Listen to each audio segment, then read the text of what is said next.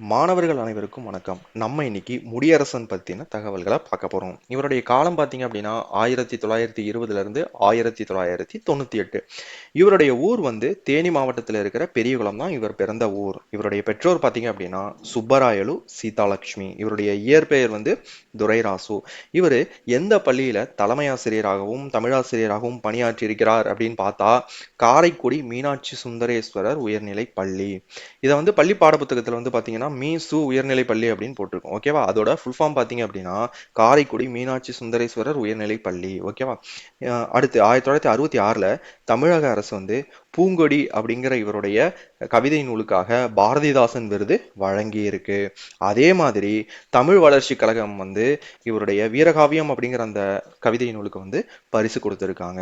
இவருடைய முதல் கவிதை பாத்தீங்க அப்படின்னா ஜாதி என்பது நமக்கு ஏனோ அப்படின்னு ஆரம்பிக்கிற அந்த லைனோட இவர் முதல் கவிதை தொடங்கி இருக்கிறார். அடுத்து பாத்தீங்க அப்படின்னா சாகித்ய அகாடமியால் இவருடைய பாடல்கள் எந்தெந்த மொழிகள்லாம் மொழிபெயர்க்கப்பட்டிருக்கு அப்படின்னா ஆங்கிலம் மற்றும் ஹிந்தி. பரம்பு மலையில் நடந்த பாரி விழாவில் கவியரசு அப்படிங்கிற அந்த பட்டத்தை குன்றக்குடி அடிகளார் இவருக்கு 1966ல கொடுத்திருக்காங்க அப்படின்னு சொல்றாங்க. பரம்பு மலை அப்படிங்கிறது வந்து வள்ளல் பாரி இருக்கார் இல்லையா, கடையெழு வள்ளல்களில் ஒருவர் பாரி. அவர் ஆட்சி செய்த மலை தான் பரம்பு மலை. அதை இப்போ வந்து பிரான் மலை அப்படின்னு அழைக்கிறாங்க. அது இப்போ எங்க இருக்கு அப்படின்னு பாத்தீங்கன்னா சிவகங்கை மாவட்டத்துல இருக்கு. ஓகேவா? தன்னுடைய மறைவுக்கு பிறகு எந்த சடங்குகளும் செய்யக்கூடாது அப்படின்னு சொன்னது முடியரசன். அதே மாதிரி அவருடைய இறப்புக்கு எந்த ஒரு சடங்கும் செய்யவும் இல்லை. அதே மாதிரி இவர் வந்து சாதி மறுப்பு திருமணத்தை செய்து கொண்டவர். அண்ணா கிட்டையும் பெரியார் கிட்டையும் நெருங்கி பழகியவர் இவர். ஓகேவா? இவருடைய சிறந்த தொடர்கள், இவர் பல்வேறு கவிதைகள், உரைநடைகள், கட்டுரைகள் இயற்றிருக்கார் இல்லையா, அதுல சிறந்த வரிகளை பார்ப்போம். இவருடைய சிறந்த வரிகள்: காசுக்கு பாடுபவன் கவிஞன் அல்லன், கைமாறு விளைந்து புகழ் பெறுதல் வேண்டி அப்படின்னு எழுதியிருக்காரு. ஓகேவா? அடுத்து மனவினையில் தமிழுண்டா, பயின்றவர் தம்முள் வாய்ப்பேச்சில் தமிழுண்டா, மாண்ட பின்னர் பிணவினையில் தமிழுண்டா அப்படின்னு எழுதியிருக்காரு. அடுத்து வயலுக்கு வயலுக்கு வரப்பொன்றும் வேண்டாம் என்றால், வளகரைகள் ஆற்றுக்கு வேண்டாம் என்றால், இயல் மொழிக்கு இலக்கணம் வேண்டாம் கண்ணே அப்படின்னு எழுதியிருக்காரு. அடுத்து மொழி காக்கும் வரம்பு இல்லையேல் எம்மொழியும் அழிந்து போகும் என கூறியவர் யாருன்னு பரீட்சையில கேட்டா முடியரசன். ஒரு அழகான காதல் கவிதை: அவள் ஓர் அழகி, அவள் ஓர் அழகி, என் ஆவி கலந்தால் பல நாள் பழகி அப்படின்னு எழுதியிருக்காரு. ஓகேவா? அடுத்து சிறப்பு பெயர்கள், இவருடைய சிறப்பு பெயர்கள் பார்ப்போமா? திராவிட இயக்க கவிஞர் அப்படின்னு சொல்றாங்க. திராவிட நாட்டின் வானம்பாடி அப்படின்னு சொல்றாங்க. யாரு அழைச்சா அப்படி? அண்ணாதான் முடியரசனை திராவிட நாட்டின் வானம்பாடி அப்படின்னு அழைக்கிறாரு. தற்கால தமிழக கவிஞர்களினுடைய முன்னோடி அப்படின்னு சொல்றாங்க. பாரதிதாசன் பரம்பரை தலைமுறை கவிஞர்களுள் மூத்தவர். பாரதிதாசன் காலத்தில் இருந்த பல்வேறு கவிஞர்களில் மூத்தவர் இவர். ஓகேவா? அடுத்து சிறப்பு பட்டங்கள்: சங்கப்புலவன் அப்படிங்கிற அந்த பட்டம் பெற்றிருக்கிறார். அதுக்கப்புறம் பாத்தீங்க அப்படின்னா தமிழக சான்றோர், தமிழக கலை மாமணி அப்படிங்கிற அந்த பட்டங்கள் எல்லாம் பெற்றிருக்கிறார். அடுத்து பாருங்க, இவரு இயற்றின நூல்கள்: முடியரசன் கவிதைகள். முடியரசனுடைய கவிதைகள் எல்லாம் தொகுக்கப்பட்டு உருவாக்கப்பட்ட நூல் தான் முடியரசன் கவிதைகள். எக்கோவின் காதல், காவிய பாவை, பூங்கொடி, இது முன்னாடியே பார்த்துட்டோம், தமிழக அரசினுடைய பரிசு பெற்ற நூல். அடுத்து வீரகாவியம், மனிதனை தேடுகிறேன், அடுத்து நெஞ்சு பொறுக்கதில்லையே, பாட்டுப்பறவையின் வாழ்க்கை பயணம் இவருடைய சுயசரிதை நூல். எக்ஸாம்ல கேட்கலாம், முடியரசனின் சுயசரிதை நூல் எது அப்படின்னு கேட்டா பாட்டுப்பறவையின் வாழ்க்கை பயணம். அடுத்து ஊன்றுகோல், பாடும் குயில், தாய்மொழி காப்போம், தமிழ் முழக்கம், வள்ளுவர் கோட்டம், புதியதொரு விதி செய்வோம். இதெல்லாம் இவருடைய நூல்கள். ஓகேவா?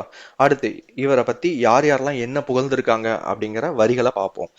திராவிட நாட்டின் வானம்பாடி அப்படின்னு அண்ணா வந்து புகழ்ந்திருக்காங்க. முடியரசனை கவி பெருங்கோ அப்படின்னு அழைத்தது யார் அப்படின்னா கலைஞர் கருணாநிதி. அடுத்து முடியரசனை வீரப்புலவர் அப்படின்னு சொன்னது யார் அப்படின்னா மீனாட்சி சுந்தரனார். அடுத்து பொன்னியின் செல்வர் அப்படின்னு இவர் அழைக்கிறாங்க. காரணம், இவர் பொன்னி இதழ்ல வந்து கவிதைகள் கட்டுரைகள்லாம் எழுதியிருக்காரு. ஓகேவா? பூங்கொடி காவியத்தை வந்து தந்தை பெரியார் பாராட்டியுள்ளார். பூங்கொடி காவியம் வந்து எப்போ வந்து தமிழக அரசின் பரிசு பெற்றது அப்படின்னா 1966. ஓகேவா? அடுத்து இவர் இயற்றின பாடல்கள் பள்ளி பாட புத்தகத்துல கொடுத்திருக்கு. அந்த பாடல்களை பார்ப்போமா? நானிலம் படைத்தவன், கல்லெடுத்து முள்ளெடுத்து காட்டு பெரு வழியை, மல்லெடுத்த திண்டோல் மரத்தால் வளப்படுத்தி ஊராக்கி ஓங்கும் நகராக்கி நாடென்ற பேராக்கி வாழ்ந்த பெருமை அவன் பெற்றான். மாநிலத்தில் முல்லை மருதம் குறிஞ்சி நெய்தல் நானிலத்தை கண்ட பெரும் நாகரீக மாந்தன் அவன். ஆழக் கடல் கடந்தான், அஞ்சும் சமர் கடந்தான், சூழும் பனிமலையை சுற்றிக் கொடிபொறித்தான், முக்குளித்தான் ஆழிக்குள் முத்தெடுத்தான், தோணிக்குள் எக்களிப்பு மீதூர ஏலம் மிளகுமுதற் பண்டங்கள் ஏற்றி பயன் நல்கும் வாணிகத்தால் கண்டங்கள் சுற்றி களமேறி வந்தவன்தான். அஞ்சாமை மிக்கவன்தான், ஆனாலும் சான்றோர்கள் அஞ்சுவதை அஞ்சி அகற்றி விலக்கிடுவான். இந்த லாஸ்ட் 2 லைன் ரொம்ப முக்கியமானது. ஓகேவா? இப்போ ஒவ்வொரு பாடல்களையும் ரொம்ப பொருளோட படிக்க வேண்டிய அவசியம் இல்லை. இந்த பாடல்களோட வரிகள் மட்டும் ஜஸ்ட் நீங்க தெரிஞ்சு அதை யார் இயற்றுனாங்க அப்படின்னு தெரிஞ்சுக்கிட்டா போதும். தமிழறிஞர்களும் தமிழ் தொண்டும் இந்த பகுதியில மட்டும் பாடல் வரிகள் அதை இயற்றுனது யாரு அப்படின்னு தெரிஞ்சுக்கிட்டா போதும். ஓகே, இந்த பாடல் வந்து புதியதொரு விதி செய்வோம் அப்படிங்கிற அந்த நூல்ல இருந்து இடம்பெற்றிருக்கு. அடுத்து இவரு சொன்ன மற்றொரு வரிகள் பார்ப்போமா? தமிழர் திருநாள் தை முதல் நாளாம், அமிழ்தன இனிக்கும் பொங்கல் திருநாள், உழைப்பின் உயர்வை உணர்த்தும் பெருநாள், சளைப்பிலா முயற்சி தரு பெரும் சளைப்பிலா முயற்சி தரு பயன்பெற்று புதுமை இன்பம் பூணும் நன்னாள். பொங்கல் விழாவை பத்தி இயற்றியிருக்காரு இப்படிப்பட்ட வரிகளை. அடுத்து யார் கவிஞன்? காசுக்கு பாடுபவன் கவிஞன் அல்லன். கைமாறு விழைந்து புகழ் பெறுதல் வேண்டி மாசற்ற கொள்கைக்கு மாறாய் நெஞ்சை மறைத்துவிட்டு பாடுபவன் கவிஞன் அல்லன். தேசத்தை தன் இனத்தை தாழ்த்திவிட்டு தேட்டையிட பாடுபவன் கவிஞன் அல்லன். மீசைக்கும் கூழுக்கும் ஆசைப்பட்டு மேல் விழுந்து பாடுபவன் கவிஞன் அல்லன். ஆட்சிக்கும் அஞ்சாமல் யாவரேனும் ஆள்கை என துஞ்சாமல் தனது நாட்டின் மீட்சிக்கு பாடுபடுபவன் கவிஞன் ஆவான். மேலோங்கு கொடுமைகளை காணும்போது காட்சிக்கு புலியாகி கொடுமை மாள கவிதைகளை பாய்ச்சுபவன் கவிஞன் ஆவான். தாழ்ச்சி சொல்லும் அடிமையாளன் மக்கட்கெல்லாம் தலைவனென பாடுபடுவன் கவிஞன், அவன்தான் வீரன் அப்படின்னு சொல்றாரு. ஓகேவா? அடுத்து பாருங்க, தாய்மொழியை பத்தி, தாய்மொழி தெரியாதவர்களை பற்றி இவர் சாடி இருக்கிறார். ஆங்கிலமோ பிற மொழியோ பயின்றுவிட்டால் அன்னை மொழி பேசுவதற்கு நாணுகின்ற தீங்குடைய மனப்போக்கர் வாழும் நாட்டில் தென்படுமோ மொழியுணர்ச்சி அப்படின்னு சொல்றாரு. அடுத்து நிலமகளே வெல்வாள் அப்படிங்கிற அந்த தலைப்புல மனிதனை தேடுகின்றேன் அந்த நூல்ல இருந்து ஒரு பாடல்.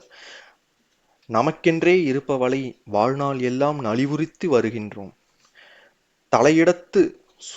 தலையிடத்து சுமக்கவென்ன மரம் வைத்தோம், மனைகள் கட்ட தூண் வைத்தோம், கல் வைத்தோம், காலும் வைத்தோம், எமக்கென என்றவள் மேல் உமிழுகின்றோம், இரும்பெடுத்தே அவளுடலை அகலுகின்றோம், சுமக்கின்றாள் பொறுக்கின்றாள் பொறுமைசாலி, தொழிலாளி போலிருக்கும் திறமைசாலி,